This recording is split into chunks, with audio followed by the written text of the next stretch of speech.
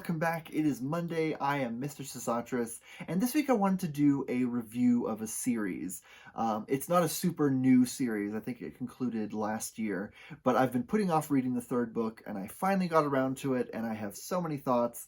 And I wanted to debut a new rating system for books. The one I used previously was a little clunky, and I wanted to revamp it a bit and make it more interesting. So this week I'm going to be talking about the Greenbone Saga by Fonda. This is a second world fantasy, but it isn't like your normal fantasy series. It does some things that are unique and interesting, and so I really wanted to give the trilogy its due. I finished the third one recently. I've been putting off reading it because I wasn't sure if maybe it would be as good as the first two. I was a little concerned. Trilogies are hard, and the final book is always a little tricky sometimes, but I had nothing to worry about. The third book was fantastic, and so I wanted to do a full review of the complete trilogy. So let's get into it. So the way this works is there's 5 different categories, one for each star, and each category is going to be rated according to how well the book succeeds. So let's say if it does a really great job, it will get a green light, which is 100% wonderful, amazing. If it's a little so-so but not bad, it will get a yellow light, which is equivalent to 50%. And if it just didn't work for me, it's going to get a red light, which is equivalent to 25%. At the end, I will add them all up, and it will give us a star rating. So the first category, the question is, do the characters feel like real people? And I can say absolutely. They make decisions seemingly independent of the plot. A lot of times you have the big hand of the author who kind of guides people towards the end goal, and it really feels like people are doing things in service of the plot, but in this series, character always comes first. And so characters make decisions based on who they are, where they've been, where they're going, what their wants and needs are. And sometimes they don't make the right decision or the decision that you'd want them to. Or it may not even be like, sometimes you want like a Hollywood moment where you expect the characters to kind of forego their personality traits in favor of like a satisfying scene, and that never happens. The characters always do what they would do in a situation. It really feels like they're just acting on their own, and Fonda just sort of created them and then released them and let them sort of do their things. The characters are very much in control of their own stories, and so the whole story progresses really organically. So you know how in some fantasy stories, the main characters often exist as a sort of like a mask that the reader wears, like they inhabit this person, and use the character as a means of like living in this world and experiencing things and seeing everything. And so the character themselves aren't super interesting because they're more just a vehicle to put the reader in this world. These characters don't feel like that. They feel like real people. It feels like you're just kind of there with them, experiencing this as an observer most of the time. Even when you're inside their heads, it still just feels like you're just there watching things with them. And so as a result, the people feel really organic. There's some great characters. Even the ones that are kind of awful people are still really interesting. My 2 favorite characters are Shay and Andon. And I was really impressed. There's another character named Hilo. I was really impressed at how much I enjoyed his character arc. He doesn't always make kind of good decisions, and he doesn't always make noble decisions, but everything that he does is he's very true to himself.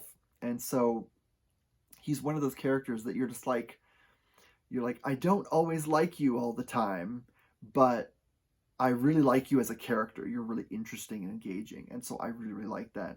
And so for that, I do want to give this one a green light. The characters are wonderful. They're very real. And you really become invested in everyone's long character arcs. So the second question is, did the writing style draw you in? And again, that gets a resounding yes. One thing that I really like about this series is the writing isn't like overly pleased with itself. It's not florid or over the top. It doesn't draw attention to itself. It is still poetic when it needs to be, but it's very unobtrusive, which I've really liked. This is a very visual trilogy, and so it really pulls you in, and you kind of see everything that's happening. It's very descriptive, but in a way that isn't over the top. You know, there's some, I'm thinking of classics, like something like Anna Karenina. Tolstoy is great, but he'll describe like a field for like 3 pages, and you're like, yes, I get it. It's a beautiful field. I get what you're talking about, you know, the agrarian world and the idealism. I get it. And so this is not like that. The writing is it just pulls you right in. And it's not to say that the writing is simple or spare. It's just, it works beautifully to pull you into the story, move things along without drawing a lot of attention to itself. It's not super showy, which I really liked. The fight choreography especially feels very real, and you can picture everything. Fonda is a martial arts expert, so she knows what she's talking about. But there's even moments where like you can imagine like the slow-mo in a dramatic moment during a fight or something, or like an action scene where someone's like running away from an explosion behind them or something. It really pulls you along, and it feels very cinematic, which I absolutely love. I'm a big lover of like big dumb action movies, and while this isn't dumb, it is big and actiony, and so that really just works well. The prose is just, it feels effortless, and the dialogue too. So for that reason, I'm giving this one also a green light. Everything is so easy to picture without it being too much. Fonda will describe a setting with just a few important things, and then you can fill in kind of the rest of the details, but you can visualize it while the scene's moving on, and you don't need a ton of description of like what every little thing looks like. And so I think that really works. Even things like the character's body language, the text kind of makes everything very clear, and you don't even think about it. You just like, oh well, yeah, of course, that's what it is. Like it's very, very visual, and I think that works really well. Okay, so the third category is, did the plot move at an appropriate pace? And this is a bit of a more complicated question to answer, because everything moves at exactly the correct pace for the story.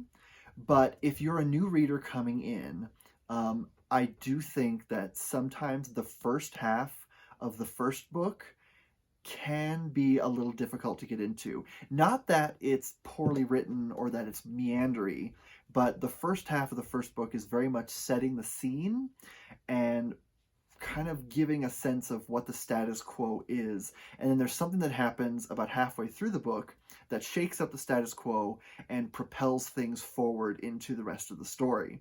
And so you really do need that first part to give you a sense of how things are now in the city. But I do know that some people who have read this have said that they found the first part difficult to get into.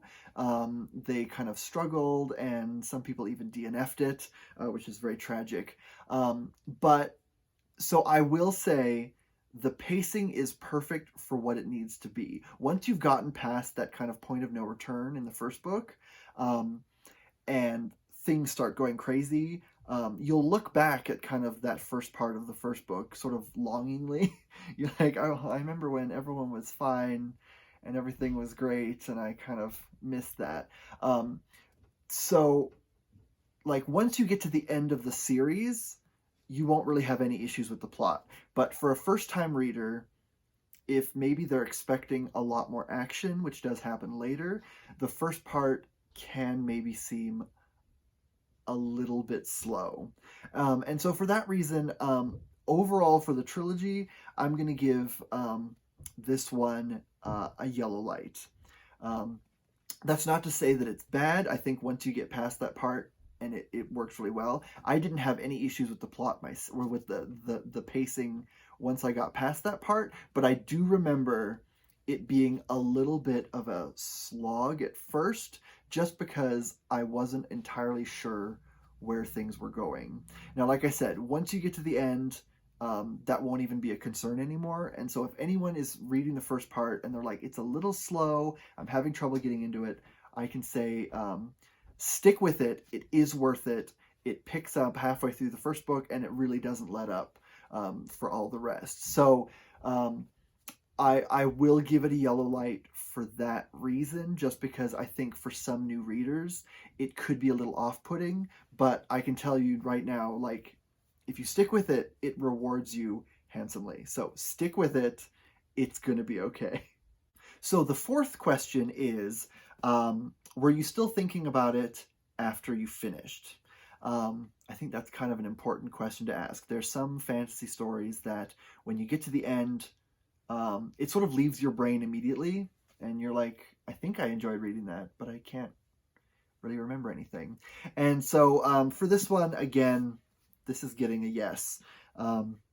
This is a series that I can see developing like an extensive fandom, especially if it is eventually turned into like a TV series, which I think is maybe in the works or has been in the works in the past.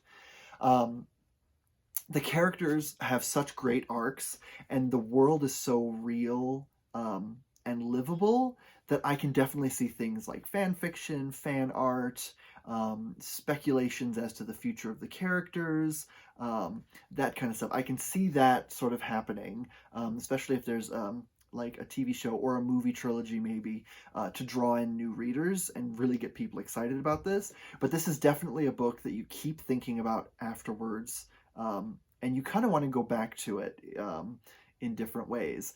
There's a couple huge moments, some very cool action scenes or something that I feel like I've already seen a movie adaptation for, because they're so clear. They're in my head, and I can sort of see the characters doing the awesome things. And it makes me want to kind of go back and revisit that. If I had any artistic skill whatsoever, which I do not, I would love to see people like illustrate this or bring these moments to life in some way. But so yes, this is definitely a series that I continue to think about afterwards, and I can definitely see it gaining a following online. There is already, I think, some fan art and such. There's a very kind of loyal following here and there, but it needs to be bigger. This series deserves a huge online fandom, and they deserve to be just as massive and delightfully annoying as some of the other huge online fandoms. I'm looking at you, Good Omens people. Come on, we need you to do this. So for that, I'm giving this one a green light. This is a great series that really sticks with you, and you're constantly thinking about what you read, and you can remember pretty much everything that happened. It's not something that sort of you finish it and someone says, "Oh, oh, what's it about?" And you're like, I don't actually know what it's about. This series does not do that. It's there, and it's in your brain, and you will want to talk to everyone you know about it. And the final question is, would you read this again? And that's another easy one. Absolutely yes. This is definitely a book that when you get to the final book, you do want to kind of jump back to the first one immediately after, just so you can see the contrast between where the characters are at the end and where they were at the beginning. Because like I said, this spans several decades. And so you see them change quite a bit. Some of the characters, I think when they start off, there's one character who starts off they're like 18, and then when the series ends, they're in their 40s. And so you really see a lot of change, and so rereading is really satisfying, I think, and I can't wait to reread the series.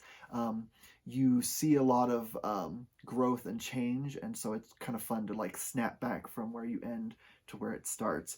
Also, I think there's moments in the beginning that I think I didn't pay close enough attention to, things that maybe foreshadow future events or who give insight into characters stuff where at that beginning section when you're getting to know everybody, it's really easy to miss that kind of stuff. So I'm looking forward to reading this again in the future, and kind of going into it knowing what I do about the characters, and kind of being able to get more into their heads and kind of learn more about them. So yes, definitely this is rereadable. This gets a green light.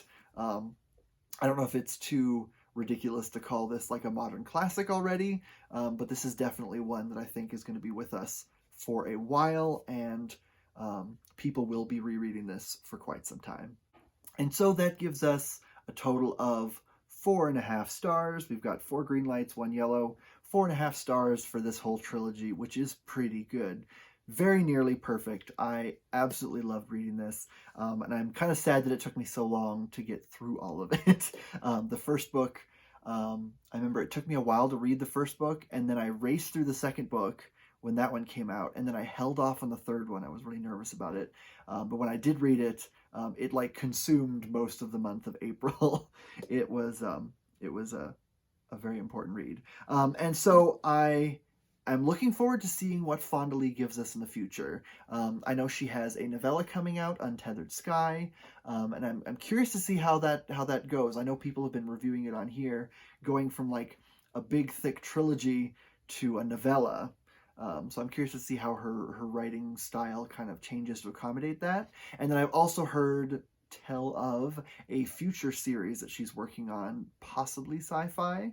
I don't know. It sounds interesting, but I'm curious to see what she gives us in the future, because this is very much one of my all-time favorite fantasy series now, and so I'm really curious to see if Fonda can pull that off again with another trilogy. So we'll have to see how that goes. But thank you for watching. I will see you next week, and in the meantime, keep reading.